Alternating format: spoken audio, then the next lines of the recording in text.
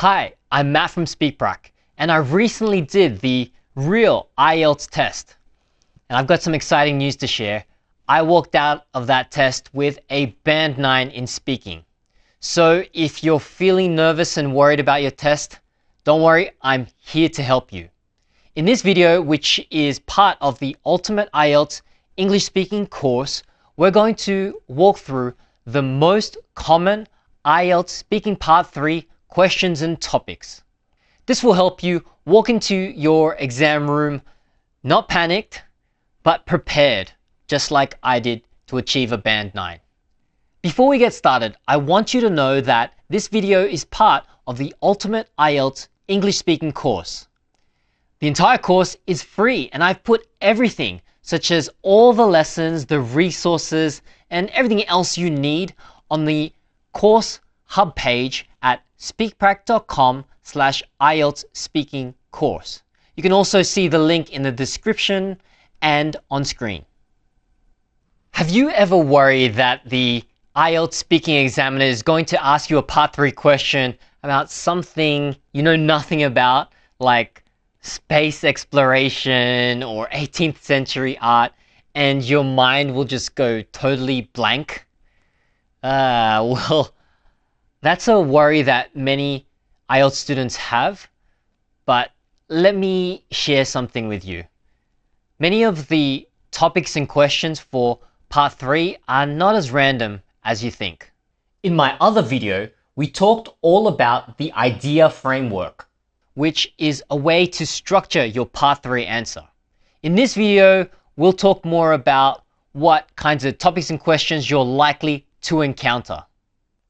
The predictable nature of IELTS Speaking Part 3.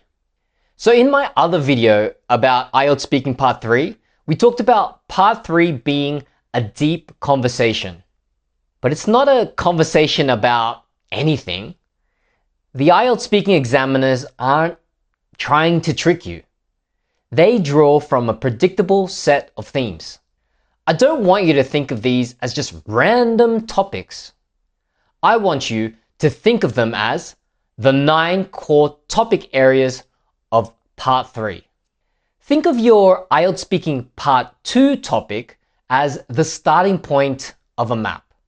The Part 3 questions will then lead you into one of these 9 key areas for a deeper discussion. So often, Part 3 questions will be linked to the Part 2 cue card, even if the link is loosely based. Now, your job isn't to be an expert on every key area for Part 3 topics, but you should know the map. When you know the map, you can't get lost.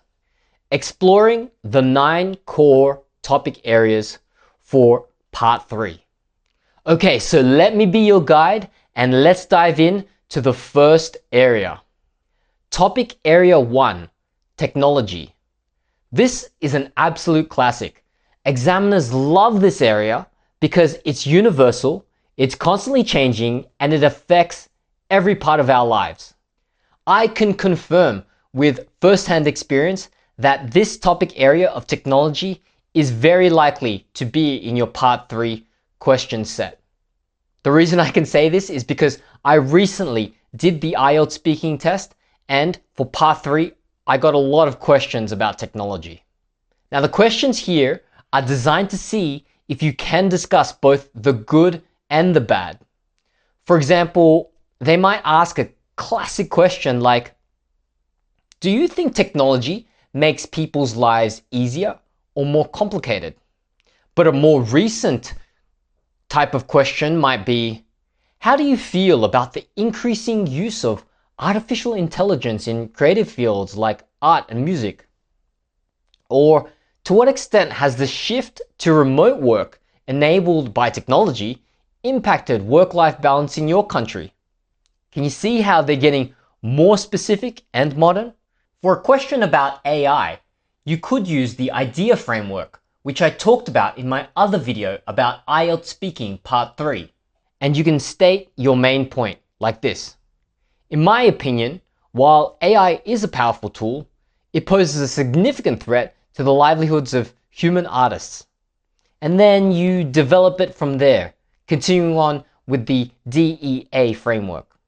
Okay, let's move on to the next area. Topic area 2, education and work. This is another big one, and it connects directly to many people's lives. The questions here explore the purpose of education, the future of jobs, and the skills needed to succeed. You might get a question like, do you think universities should focus more on practical skills or theoretical knowledge? A more modern take on this question that you might see nowadays could be, what are the advantages of learning a trade or a vocational skill rather than going to university in today's economy? Or, how do you think the concept of a job for life has changed for the younger generation? These questions are perfect for using the alternative part of your IDEA framework or idea framework. You can present one side and then say, of course, on the other hand, a university degree still holds a lot of prestige and can open different kinds of doors. When you talk about alternatives like that and show contrasting opinions, this shows the examiner you can think critically. Topic area 3, environment. This area is more important than ever. Examiners want to see if you can discuss global issues with maturity. They're looking for vocabulary like sustainability, carbon footprint, and renewable energy.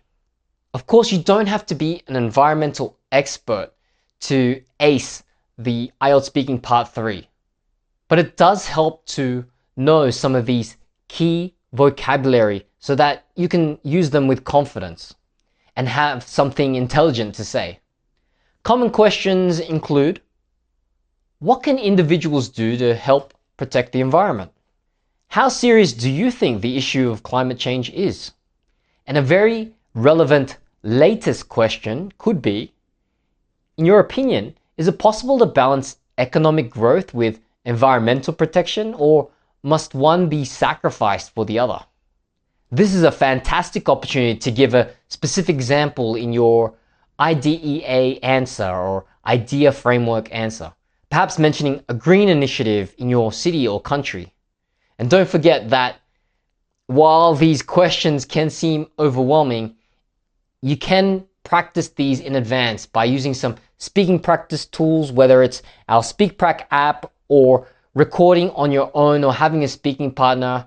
I think using those resources can help so that you can gain more confidence answering these deep dive questions. Topic area 4, society and lifestyle.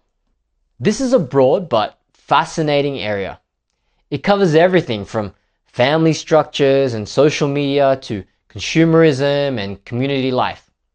The IELTS speaking examiner wants to test your ability to comment on social trends. For instance, how do you think the internet has affected people's social lives? Do you think society places too much pressure on people to succeed? And a really interesting new question I've seen is, how has the rise of fast fashion and consumer culture impacted the way people view their possessions? These questions are your chance to share a strong, well-supported opinion. For a question about fast fashion, you can easily use the idea framework, where you develop your idea by explaining the consequences. For instance, how it leads to a disposable culture and massive waste. Okay, let's take a breath.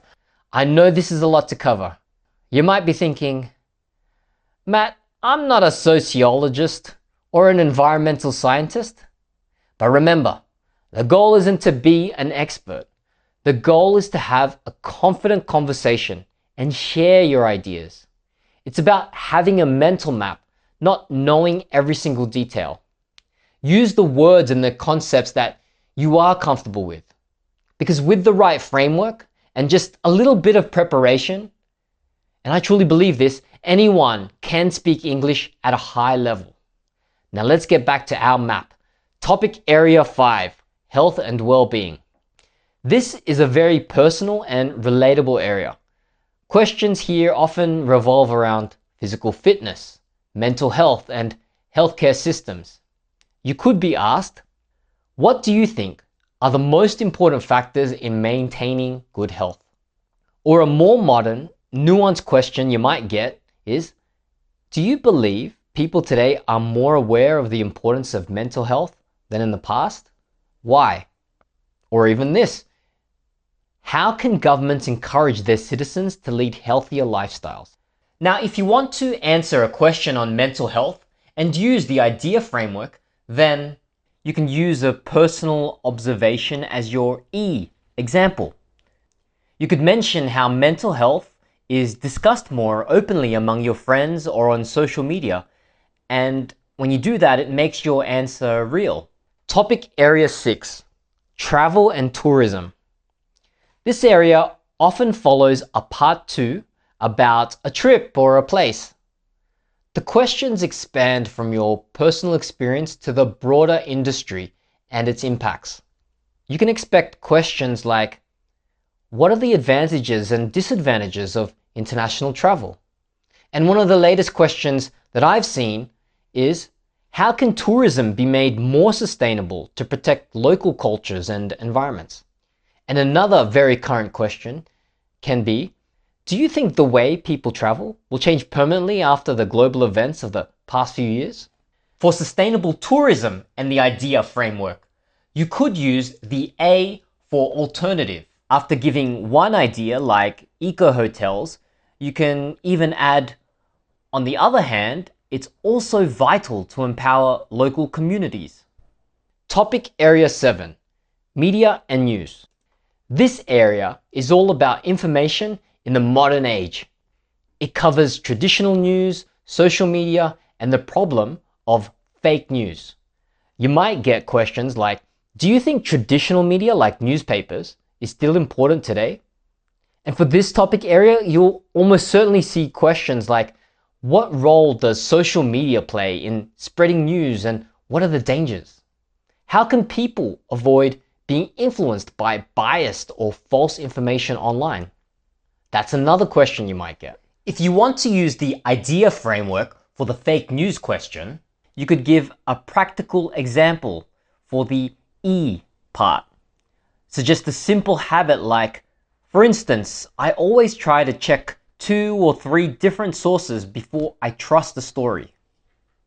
Topic area 8, culture and tradition. This area is where the examiner might ask you to reflect on your own country and the wider world. It's about heritage, festivals, globalization, and cultural identity. They could ask, how important is it to preserve traditional customs in modern society? Or a more complex question could be, in your opinion, how has globalization affected local cultures around the world? Another good part 3 question might be, should cultural traditions be changed to adapt to modern values? Now, when you're asked if traditions should change, you can show balance with the A for alternative from the IDEA framework. You can argue that they must adapt. Then you can add, of course, some feel any change ruins the tradition's authenticity. Topic area 9, English skills. Yes, they can even ask you about learning English. This is a bit of a meta topic area. It often comes up if your part 2 was about your English journey. The examiner wants to see if you can reflect on your own learning process. They might ask, do you think learning English is easier for children than for adults? Why? Or you might get a question like this. How important is it to speak English well for career success in today's global world?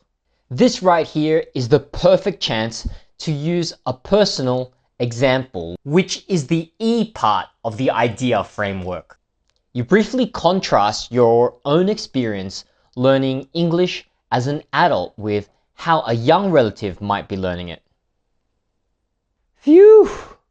We made it through all 9 core topic areas of the IELTS Speaking Part 3 questions and topics. You now have the map, and I've been glad to be your guide.